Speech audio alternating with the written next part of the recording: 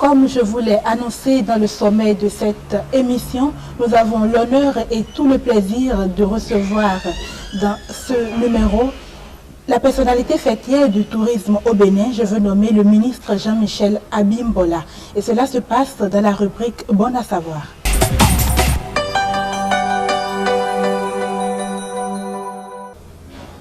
Monsieur le ministre, merci d'avoir accepté notre invitation. Merci surtout d'avoir fait le déplacement de Porto-Novo. Ce n'était pas gagné d'avance, compte tenu de vos nombreuses occupations. Merci, Madame Tikada. C'est avec beaucoup de joie que je suis présent ici et que je peux avec vous échanger sur ce secteur capital. Avec vous, Monsieur le ministre, dans cette rubrique, nous allons parler de l'état actuel du tourisme au Bénin.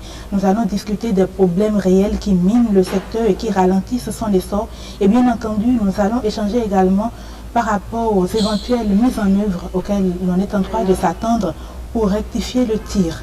Mais avant de commencer, une petite mise en bouche avec cette chronique.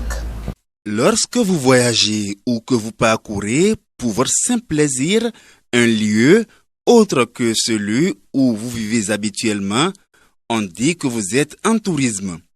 Mais l'OMT, l'Organisation mondiale du tourisme, va bien au-delà de cette définition.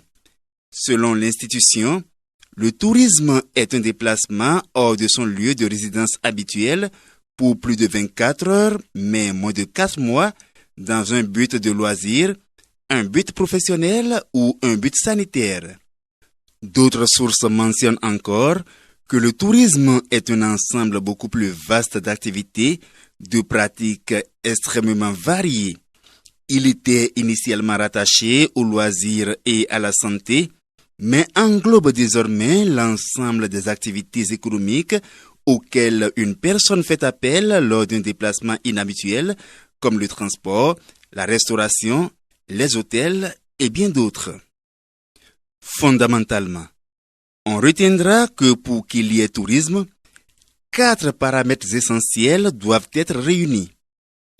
Il s'agit d'abord du goût de l'exotisme, de la découverte d'autres cultures, de l'argent disponible pour des activités non essentielles, du temps libre et enfin des infrastructures et moyens de communication sécurisants facilitant le voyage et le séjour. On distingue du fait plusieurs types de tourisme. Le tourisme d'affaires, le tourisme médical, le tourisme culturel et bien d'autres. Pratiquer le tourisme permet de marquer des pauses dans son emploi du temps utilitaire imposé par la nécessité de gagner sa vie, de se distraire, de s'instruire également et surtout de découvrir les merveilles de l'univers.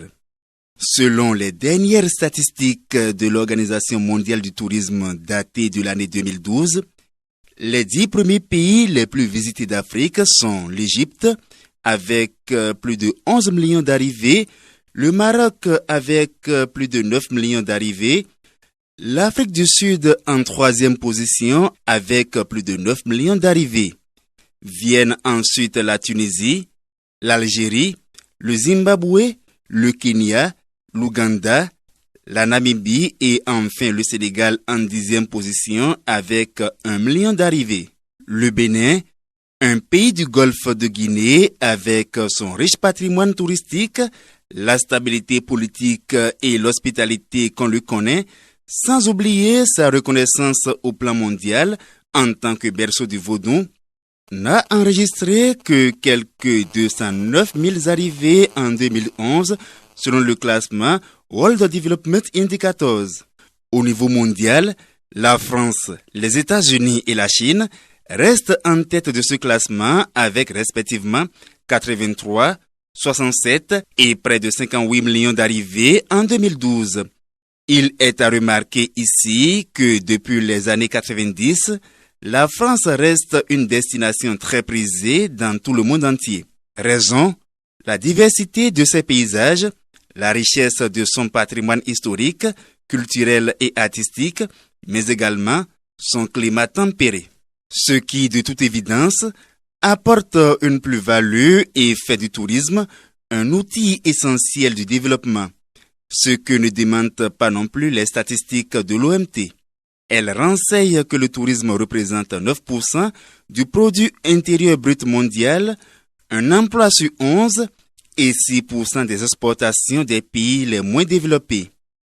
Alors, est-il encore besoin de dire que la promotion de la destination Bénin doit être non seulement une priorité, mais aussi mieux pensée?